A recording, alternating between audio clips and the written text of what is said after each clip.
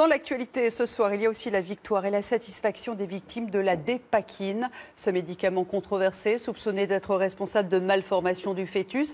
Hier soir, les députés ont voté un amendement pour créer un fonds d'indemnisation sur le modèle de celui du Mediator. Cet argent est une aide, vous allez voir, précieuse pour les familles. Pascal Justice, Yvon Baudin. Aider les enfants victimes de la dépakine coûte cher. Parce que leur mère a pris un antiépileptique pendant sa grossesse, ils peuvent souffrir de malformations, de retards mentaux et de troubles autistiques qui nécessitent des prises en charge onéreuses. Le processus d'indemnisation initié par le gouvernement est donc salué par les familles.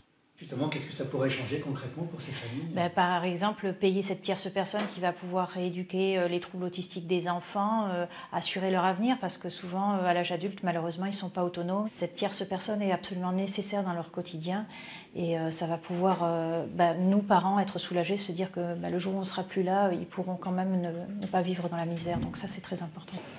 Comme pour le Mediator, un collège d'experts devra étudier les dossiers au cas par cas pour établir l'imputabilité des dommages aux médicaments. Un autre comité estimera le montant de l'indemnisation qui sera demandé au laboratoire. Il appartiendra au laboratoire Sanofi d'assumer sa responsabilité et c'est uniquement s'il ne le fait pas que l'État se substituera.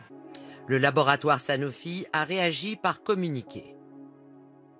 Le texte de l'amendement adopté par l'Assemblée nationale ne préjuge en rien des responsabilités des différents acteurs.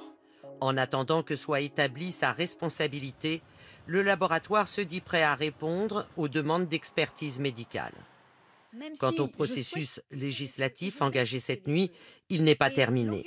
Et le fonds d'indemnisation des victimes ne devrait pas voir le jour avant le printemps 2017.